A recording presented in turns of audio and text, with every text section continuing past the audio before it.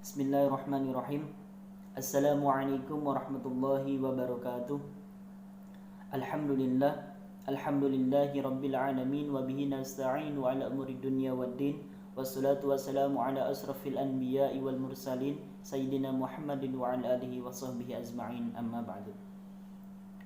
Pertama, marilah kita panjatkan rasa syukur kita kepada Allah Subhanahu wa taala biqaulina alhamdulillahi rabbil alamin, karena atas segala limpahan rahmat dan nikmat yang Allah berikan kepada kita semuanya, pada pagi hari ini kita masih dapat melaksanakan perkuliahan seperti biasanya, walaupun perkuliahan pada kesempatan kali ini melalui daring atau dalam jaringan. Tak lupa salawat dan salam semoga selalu kita curah limpahkan kepada Nabi kita, yakni Nabi Agung Muhammad sallallahu alaihi wasallam, kepada keluarganya, sahabatnya, dan semoga sampai kepada kita selaku umatnya. Mudah-mudahan kita akan mendapatkan syafaat di yaumil qiyamah nanti. Allahumma amin. Oke teman-teman, pada pagi hari ini saya Ahmad Yani akan mencoba mensimulasikan pembelajaran fikih untuk kelas 10 semester 1. Pada kesempatan kali ini saya akan mencoba menjelaskan tentang zakat. Oke, jadi pengertian zakat itu menurut bahasa Arab yaitu az-zakah. Ia adalah masdar dari fi'il madi zakka, yang berarti bertambah, tumbuh dan berkembang. Harta ini juga disebut zakat karena sisa harta yang telah dikeluarkan dapat berkembang lantaran barokah doa orang-orang yang menerimanya. Juga karena harta yang dikeluarkan adalah kotoran yang akan membersihkan harta seluruhnya dari subhat dan mensucikannya dari hak-hak orang lain di dalamnya. Kemudian zakat menurut istilah artinya sesuatu yang hukumnya wajib diberikan dari sekumpulan harta tertentu menurut sifat dan ukuran tertentu kepada golongan tertentu yang berhak menerimanya. Hukum mengeluarkan zakat adalah fardu ain, sebagaimana firman Allah Subhanahu wa taala di dalam surat Al-Baqarah ayat 267 yang berbunyi, A'udzubillahi minasyaitonirrajim, Bismillahirrahmanirrahim. Ya ayyuhalladzina amanu anfiqu min thayyibati ma kasabtum wa mimma akhrajna lakum minal ardh wa la tayammamul khabitha minhu tunfiquna wa lastum biakhidhihi illa an tu'minu fihi wa 'alamu annallaha ghaniyyun hamid. Yang artinya, hai orang-orang yang beriman, nafkahkanlah di jalan Allah sebagian dari hasil usahamu yang baik-baik dan sebagian dari apa yang kami keluarkan dari bumi untuk kamu, dan janganlah kamu memilih yang buruk-buruk lalu kamu menafkahkan daripadanya, padahal kamu sendiri tidak mampu mengambilnya melainkan dengan memincingkan mata terhadapnya, dan ketahuilah bahwa Allah maha kaya lagi maha terpuji. Kemudian yang kedua, ada beberapa macam-macam zakat. Yang pertama, zakat fitrah. Zakat fitrah menurut istilah syara adalah zakat yang wajib dikeluarkan oleh setiap muslim dalam 1 tahun sekali, berupa makanan pokok sesuai kadar yang telah ditentukan oleh syara. Mengeluarkan sebagian harta yang kita miliki sebagai penyucian diri bagi orang yang berpuasa dari kebatilan dan kotoran, untuk memberi makanan kepada orang-orang miskin, serta sebagai wujud rasa syukur kepada Allah Subhanahu wa taala atas selesainya menunaikan kewajiban puasa agar kebutuhan mereka tercukupi pada hari raya. Hukum zakat fitrah adalah fardhu ain, wajib dilaksanakan oleh setiap muslim, baik tua ataupun muda dan anak-anak yang baru dilahirkan ibunya, termasuk orang-orang yang menjadi tanggungan orang yang wajib membayar zakat. Kemudian adapun tujuan dari zakat fitrah adalah untuk memenuhi kebutuhan orang miskin pada hari raya Idul Fitri, dan untuk menghibur mereka dengan sesuatu yang menjadi makanan pokok penduduk negeri tersebut. Kemudian adapun syarat-syarat wajib zakat fitrah terdiri atas beberapa macam. Yang pertama, Islam. Jadi syarat wajib yang pertama itu beragama Islam. Jadi orang-orang non-muslim itu tidak diwajibkan untuk berzakat. Kemudian syarat yang kedua, lahir sebelum terbenam matahari pada hari penghabisan bulan Ramadan. Jadi yang wajib dikeluarkan zakatnya oleh si kepala rumah tangga adalah anaknya yang lahir sebelum penghabisan sebelum terbenam matahari pada ujung bulan Ramadan. Jadi ketika anaknya lahir setelah terbenam matahari, kita katakan saja pada waktu sholat maghrib anaknya baru lahir, maka anaknya itu tidak diwajibkan untuk dikeluarkan zakatnya. Kemudian syarat yang ketiga yaitu memiliki kelebihan harta dan keperluan makanan untuk dirinya sendiri dan untuk yang wajib dinafkahinya. Jadi ketika si kepala keluarga itu tidak memiliki makanan yang untuk mencukupi pada hari itu, semisal dia hanya memiliki 1 kilo beras untuk makan hari itu saja, untuk besok pun dia harus mencari lagi, maka dia tidak wajib untuk mengeluarkan zakatnya. Kemudian untuk selanjutnya, waktu dan hukum membayar zakat fitrah. Antara lain, yang pertama, waktu yang dibolehkan yaitu dari awal bulan Ramadan sampai penghabisan bulan Ramadan, itu yang diperbolehkan atau yang mubah.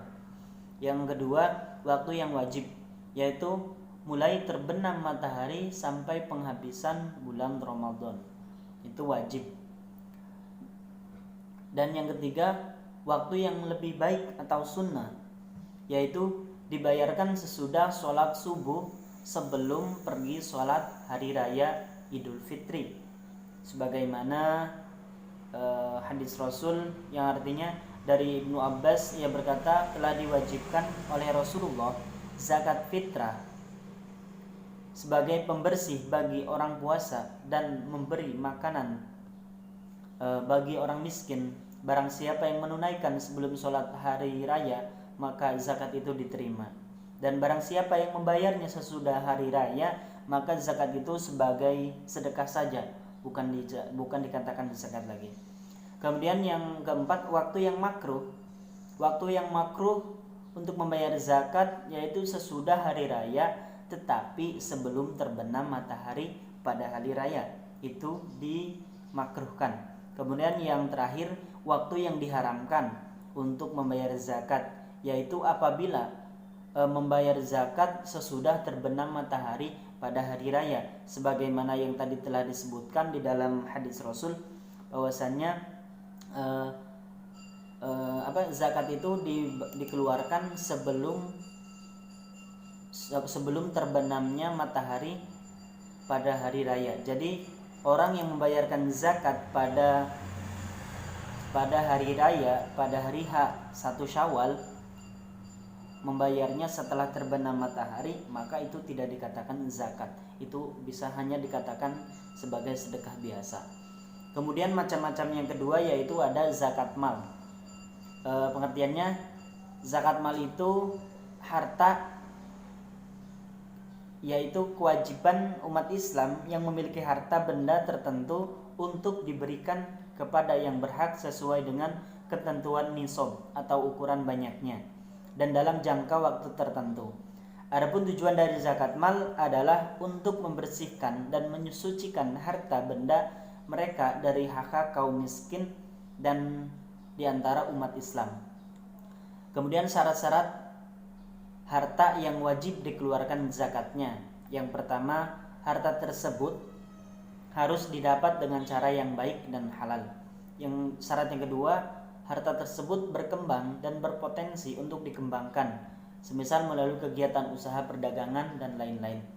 Yang ketiga, milik penuh. Harta tersebut di bawah kontrol kekuasaan pemiliknya dan tidak tersangkut dengan hak-hak orang lain. Dan yang keempat, mencapai nisab. Mencapai nisab, jumlah minimal yang menyebabkan harta terkena kewajiban zakat. Misal nisab zakat emas 33,6 gram. Nisab zakat hewan ternak kambing adalah 40 ekor dan sebagainya. Syarat yang kelima, sudah mencapai 1 tahun kepemilikan. Yang keenam, sudah terpenuhi kebutuhan pokok yang dikeluarkan zakat adalah kelebihannya. Kemudian ada benda-benda lain yang wajib juga dikeluarkan zakatnya seperti emas, perak, binatang ternak seperti unta, kerbau, sapi, kambing dan lain-lain, dan juga pertanian seperti padi, umbi-umbian, kacang-kacangan dan sebagainya.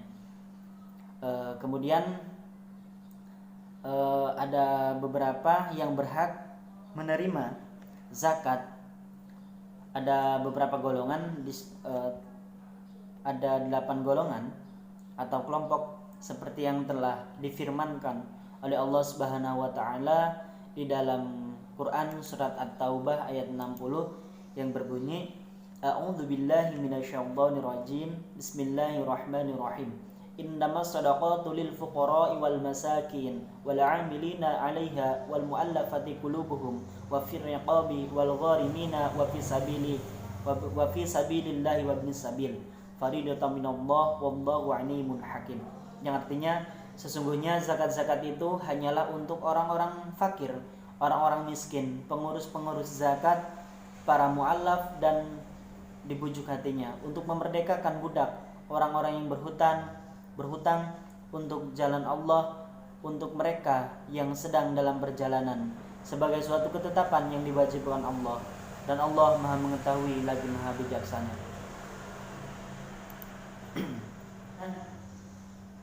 Ada 8 golongan yang telah disebutkan di dalam Quran surat At-Taubah itu.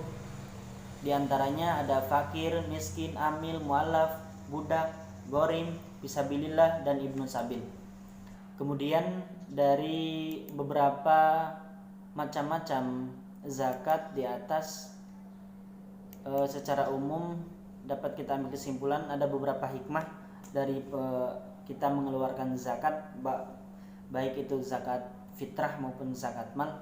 Hikmah yang pertama yaitu untuk membersihkan jiwa kita sebagai orang mukmin dari bahaya yang ditimbulkan dosa dan kesalahan serta dampak buruk di dalam hati kita.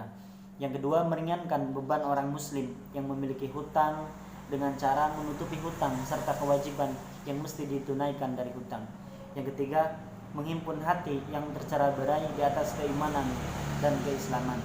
Yang keempat, membersihkan harta dan mengembangkan serta menjaga dan melindunginya dari berbagai musibah dengan berkah ketaatan kita kepada Allah Subhanahu wa taala. Dan yang keenam, menegakkan kemaslahatan umum menjadi tiang tegaknya kebahagiaan dan kehidupan kita di dunia maupun di akhirat. Amin amin ya Allah ya rabbal alamin. Oke teman-teman, sekian simulasi pembelajaran fikih pada pagi hari ini.